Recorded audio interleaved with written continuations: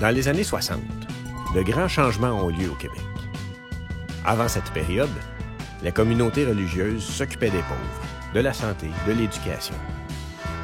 Mais la Révolution tranquille a tout changé.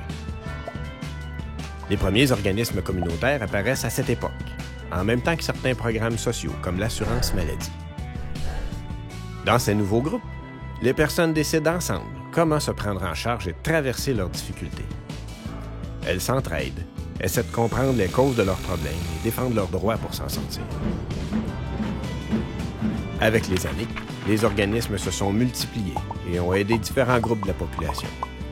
Jeunes, familles, aînés, personnes handicapées, etc. Ils ont aussi commencé à bénéficier d'un soutien financier de l'État pour réaliser leurs activités. Certaines de leurs innovations ont tellement bien fonctionné que le gouvernement a repris à son compte quelques-unes de leurs bonnes idées. Les CLSC et l'aide juridique en sont deux exemples. À partir des années 80, partout en Occident, les gouvernements coupent dans les services publics aux citoyens. Ces coupures successives dans les finances publiques, notamment en santé et services sociaux, ont pour effet d'appauvrir les personnes les plus vulnérables. De nos jours, de plus en plus de demandes sont adressées aux groupes communautaires, parfois pour des services que l'État a choisi de ne plus donner. Souvent surmenés, les employés et bénévoles ont de moins en moins de temps pour se réunir, décider ensemble de ce qui est bon pour eux.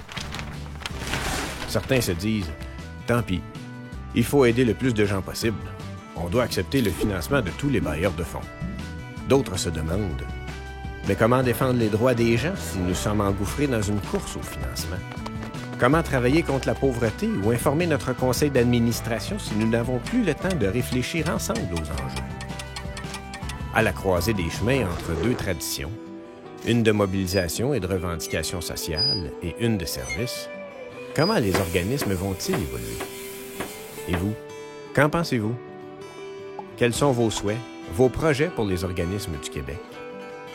La démarche des États généraux du mouvement communautaire autonome vous permet de réfléchir à ces questions. Participez à la réflexion et prenez part aux décisions qui dessineront l'avenir du communautaire.